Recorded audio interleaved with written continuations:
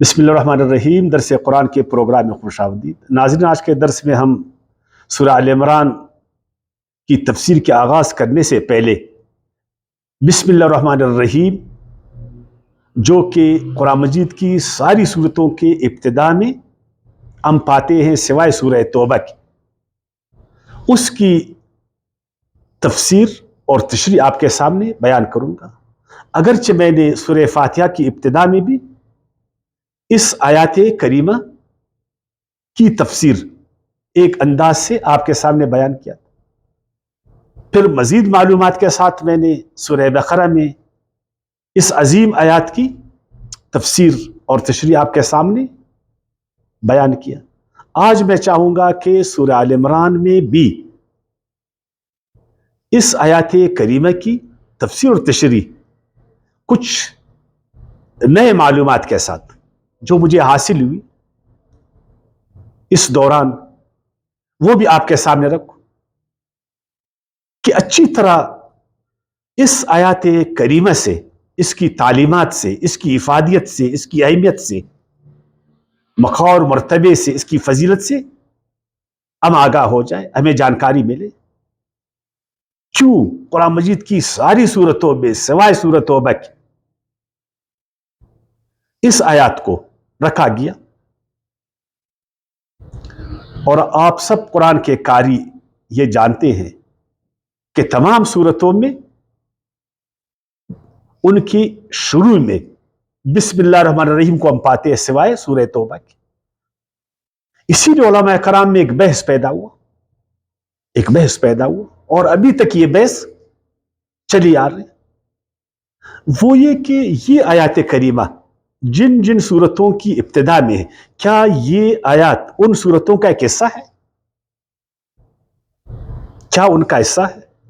یعنی ہم سورہ فاتحہ کو شروع کرتے الحمدللہ سے، تو بعض علماء کہتے کہ نہیں، سورہ فاتحہ اس کا حصہ ہے، ہمیں بسم اللہ الرحمن الرحیم سے شروع کرنی چاہیے۔ اور بعض علماء کہتے کہ نہیں، اس آیات کی اپنی ایک افادیت، اپنی اہمیت، مقام اور فضیلت، اس کو ہم نے ساری صورتوں سے الگ ہو کر سمجھنا ہے، الگ ہو کر اس کو ہم نے پڑھنا ہے۔ اگرچہ یہ قرآن کا حصہ ہے، قرآن کی آیات ہے، لیکن ہر صورت کا حصہ وہ نہیں ہے، ورنہ پھر اس سورہ کریمہ کی افادیت، اہمیت، اس کو ہم سمجھ نہیں پائیں گے۔ وہ کیا ہے کہ اس آیات کریمہ کو تمام صورتوں کی ابتدا میں لایا گیا سوائے سورہ توبہ کی۔ تو ہمارے علماء کرام پر فرماتے کہ یہ تبرک کے لیے کہ ہم اس آیات کریمہ کے ذریعے برکت حاصل کریں، تاکہ ہمارا جو کام ہے، جو ہم آگے قرآن پڑھنے جا رہے ہیں، اس میں برکت پیدا ہو جائے، اور اس آیات کریمہ کے ذریعے ہم قرآن مجید کے ساتھ متصل ہو جائے، یہ وہ کہتے۔ لیکن میں نے جہاں تک غور و فکر کی، اور جس طرح آپ سب جانتے ہیں کہ ایک مسلمان آدمی، بلکہ سابقہ جو امتیں تھی، جو انبیاء کرام تھی، ان کی تاریخ، اس میں ہم یہ دیکھتے ہیں کہ ان کو، مسلمانوں کو، ان کے نبیوں نے، رسولوں نے، اور خصوصاً ہمارے پیارے پیغمبر نے یہ بتایا کہ تم جب بھی کوئی اہم کام شروع کر لو، کوئی مہم کام شروع کر لو، تو اس کی ابتدا بسم اللہ الرحمن الرحیم سے کرو۔ اسی لیے ہم مسلمان کوئی بھی کام کرتے تو بسم اللہ الرحمن الرحیم سے اس کام کا آغاز کرتے۔ آخر کیوں؟ وجہ کیا ہے؟ یہ اس لیے کہ ہمیشہ انسانوں کا توجہ وہ اللہ کی بجائے مخلوق کی طرف راغب ہے۔ اس نے زمین میں اپنے خیالات کے مطابق، اپنی جہالت کے وجہ سے بہت سارے زمین میں خدا اس نے بنائے۔ ان کا یہ خیال ہے کہ ہماری یہ کام جو ہو رہے، ہمارے جو کاموں میں آسانی پیدا ہو رہی ہے، یا آگے ہمارے کاموں میں آسانی پیدا ہونے جا رہے، یہی انہی مصنوعی خداؤں کی وجہ سے۔ اگر میں اپنے کام میں فلان بزرگ کا نام لوں گا، فلان دیوتا کا نام لوں گا، فلان بت کو میں اس میں شامل کروں گا، فلان بابا میرے اس کام میں شامل ہوگا، تو میرا یہ کام آسان ہو جائے گا۔ اس لیے کاموں کو شروع کرتے وقت ہمارا دھیان ان بتوں کی طرف، ان مصنوعی خداؤں کی طرف جاتا اور ہم شرک کے شکار بن جاتے۔ جب ایک مسلمان اس آیات کو اپنے کام سے پہلے پڑھتا ہے تو ایک دم دھیان اللہ کی طرف جاتا کہ میں سب کچھ، اس کا خالق اللہ ہے۔ اگر ہمارے کاموں میں کوئی آسانی پیدا کرنے والی ذات ہے وہ تو اللہ کی ذات ہے۔ یہ پوری کائنات یہ اللہ کے اذن سے، اللہ کے قانون سے، اللہ کی مشیت اور اس کے مدد سے یہ چل رہا۔ اگر میں نے اپنے اس کام کو اللہ کی مشیت کے مطابق، قانون کے مطابق، اس کے حکم کے مطابق، اس کی رضا کے مطابق شروع کیا تو میرے کام میں مدد پیدا ہوگا، میرا کام آگے جائے گا۔ اور اگر میں نے ایسا نہیں کیا، میں نے اپنے اس کام میں اللہ کے حکم کو سامنے نہیں رکھا، میں نے اس کو توڑا، اس کی قانون کی خلاف ورزی کی، اس کی مشیت کو فالو نہیں کیا، اس کی رضا کے خلاف یہ کام کیا، تو میرے کام میں پھر آسانی پیدا نہیں ہوگا، مشکلات پیدا ہوئیں گے، میرا کام پھر انجام تک نہیں پہنچے گا۔ اس لیے ایک مومن آدمی، ایک مسلمان آدمی جب بھی بسم اللہ الرحمن الرحیم پڑھتا ہے تو اس کا توجہ بتوں کی بجائے، غلط چیزوں کی بجائے اللہ کی طرف وہ اس کا توجہ جا۔ یہ ہے بہت بڑا فائدہ اس کا کہ اس آیات کے ذریعے اللہ تعالیٰ اپنے بندوں کی توجہ ان کے کاموں میں اپنی طرف کرانا چاہتا۔ اے میرے بندے، مجھے اپنی توجہات کا مرکز بنا دے، اپنے کاموں کو میرے قانون و مشیت کے مطابق انجام دے۔ اے میرا بندہ، میری رضا اور حکم کو کبھی جو ہے نا اپنے نظروں سے اوجل مت ہونے دے۔ میں ہی تیرے کاموں میں مدد ڈالنے والا ہوں، تیرے کاموں کو میں ہی انجام دینے والا ہوں، اور تیرے کاموں میں برکت ڈالنے والا میں ہوں۔ ہر کام اے مومن مسلمان تم نے کرنا ہے، یہ آیات ہمیں سبق دیتا ہے کہ وہ کام اللہ کے لیے ہو، وہ کام اللہ کے طریقے پر ہو،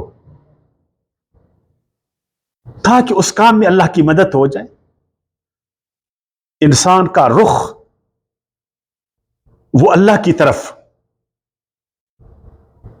اسی لیے جب ہم نہ پڑھتے بسم اللہ الرحمن الرحیم تو بسم اللہ الرحمن الرحیم کی شروع میں لفظ با ہم پڑھتے، با، بسم اللہ۔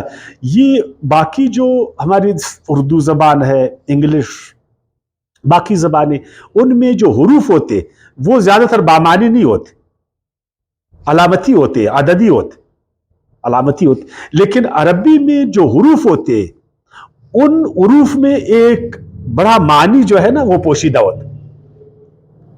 عرب لوگ ان حروف کو کئی کئی معنی کے لیے استعمال کرتے تھے۔ مثلا با کو ہم لیتے، بسم اللہ الرحمن الرحیم، با کو لیتے تو عرب لوگ جب کسی سے مدد چاہتے تھے یا مدد کے وہ خواستگار ہوتے تھے تو بے کا لفظ بزید وہ بولتے تھے، باللہ، اللہ کی مدد سے، بسم اللہ، اللہ کی مدد سے، اللہ کی استعانت سے میں یہ کام کرنے جا رہا ہوں۔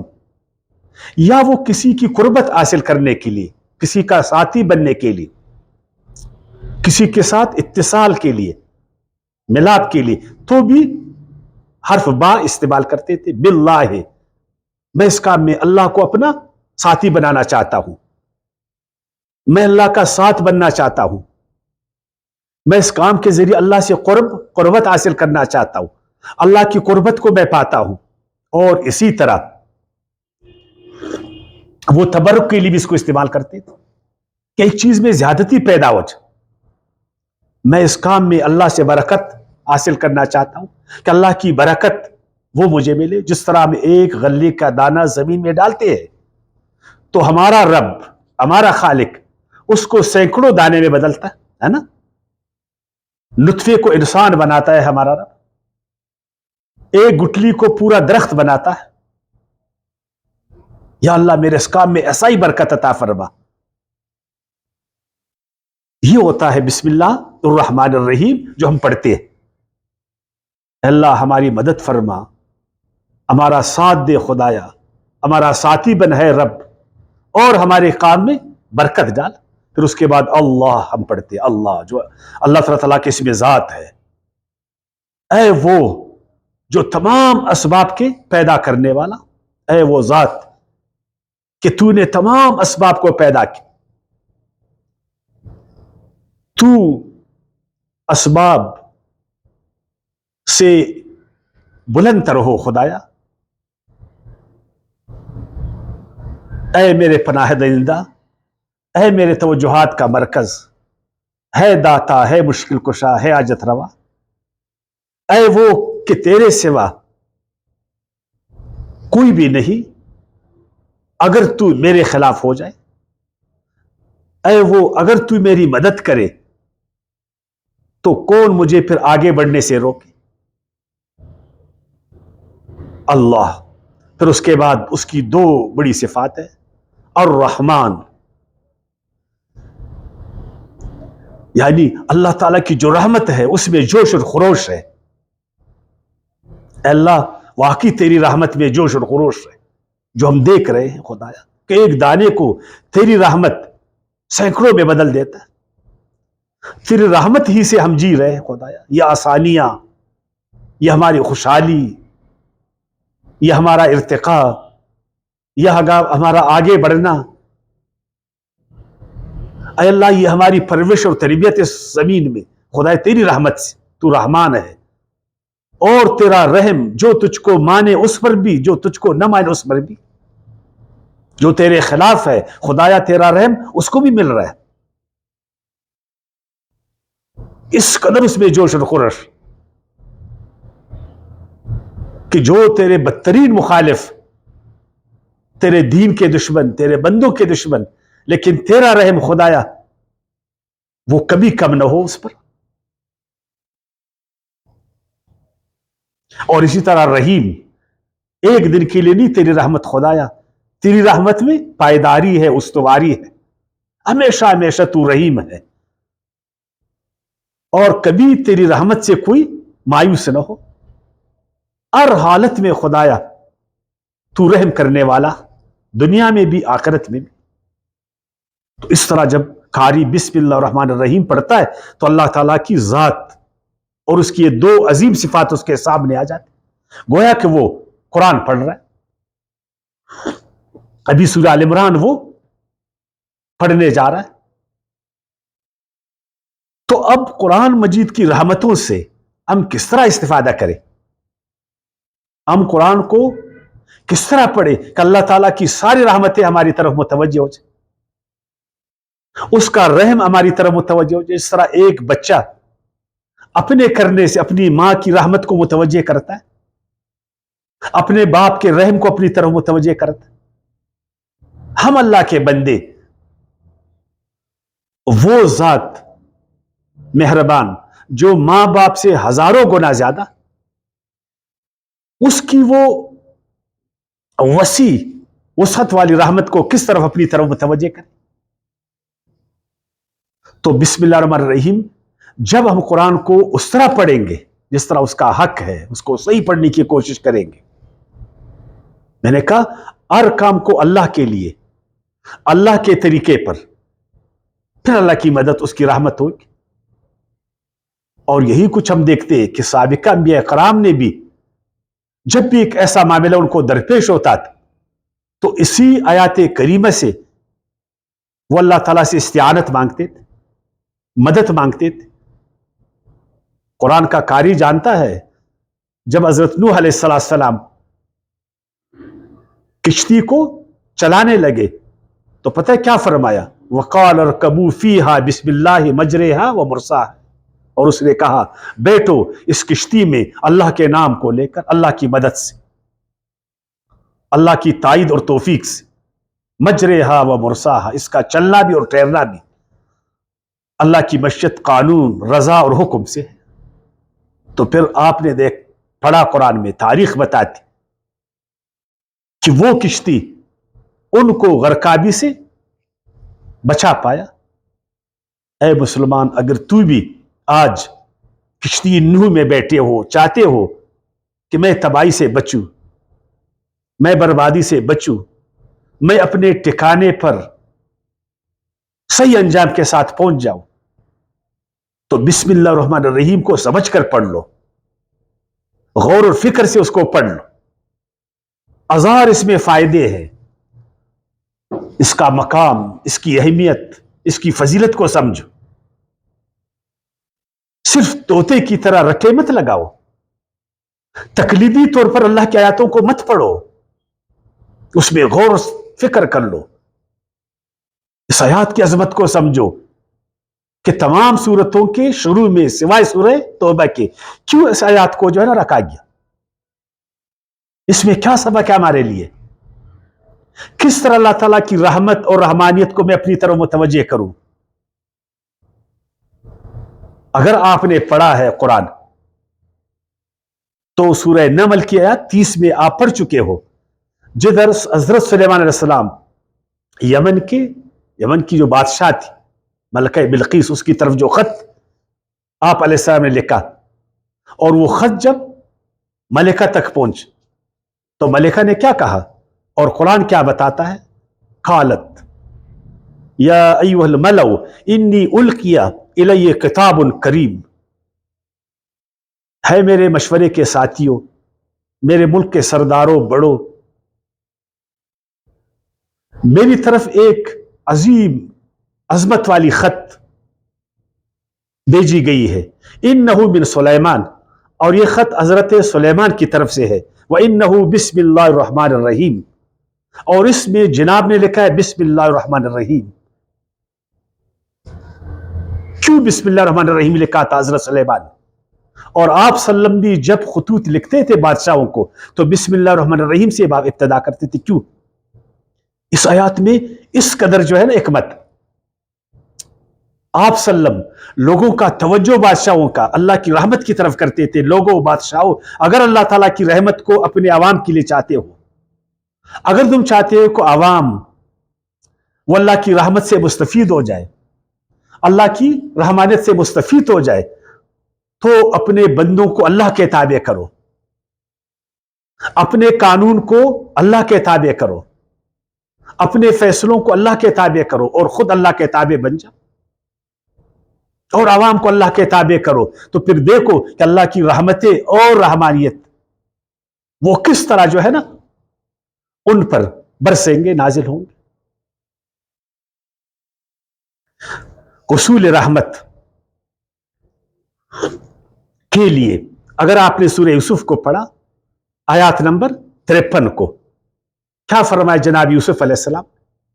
जब वो सख्त गिरफ्त में आई, जुलेखा ने हर तरफ से डोरे डाले कि जनाब की जो है ना बदनामी हो, तो क्या फरमाया हजरत यूसुफ अलैहिस्सलाम ने? इन्न नफ्सल अम्मारतु बिस्सू इल्ला मन रहिम रब्बी।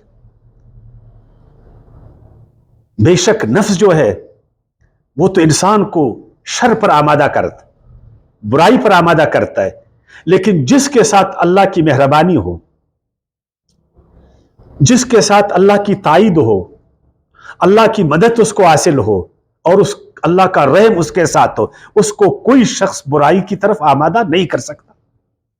और अगर अब बिस्मिल्लाह रहमान रहीम पढ़ेंगे तो हमारा नफ्स, शैतान हमें बुराई की तरफ आमादा नहीं कर सकता। मसलन मैं दुकान खोलने जा रहा हूं, सुबह सुबह मैंने शटर उठाया बिस्मिल्लाह रहमान रहीम से, तो क्या फिर मैं दुकान में 2 नंबरी करूंगा?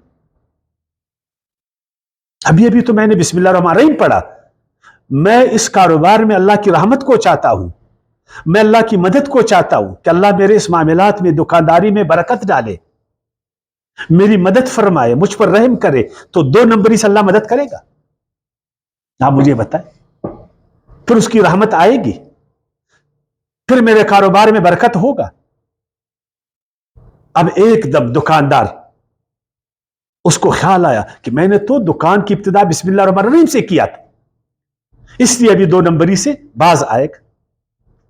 मैं खाना खा रहा हूं, بسم اللہ الرحمن الرحیم، کیا یہ نوالا حلال کا ہے جو میرے منہ میں جا رہا ہے، یا یہ حرام کا ہے؟ کیا میری محنت کی کمائی کا یہ نوالا، یا کسی اور کی محنت کو میں کھا رہا ہوں، اپنا حق کھا رہا ہوں، کسی اور کے حق کو کھا رہا ہوں؟ ایک دم مجھ میں احساس پیدا ہوا تو میں اس نوالے کو پھینک دوں گا اگر وہ حلال کا نہیں ہے۔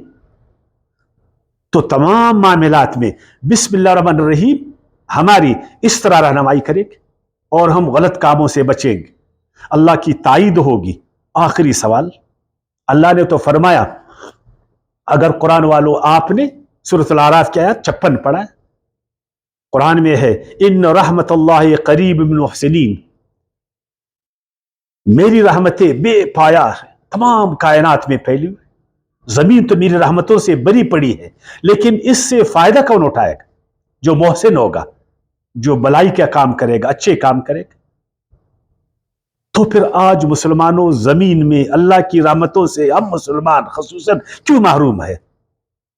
اتنی روزی کے باوجود ہمارے بچے بھوک سے مر رہے ہیں، اتنی رحمتوں کے باوجود ہم عذاب اور مصائب کے شکار ہیں، ہم مشکلات کے شکار۔ ماں کی چھاتی تان دودھ سے بری ہوئی ہے لیکن اس کا بچہ بلک رہا ہے، کیوں؟ اللہ کی رحمتیں زمین میں بے پایا ہیں، لیکن مسلم قوم اللہ کی رحمتوں سے محروم ہے، وہ غربت کا شکار ہے، بیماریوں کا شکار ہے، وہ بھوک کا شکار ہے، ترقی اور خوشحالی میں وہ پیچھے ہے، اور اللہ کی رحمتیں اس سے قریب نہیں ہے۔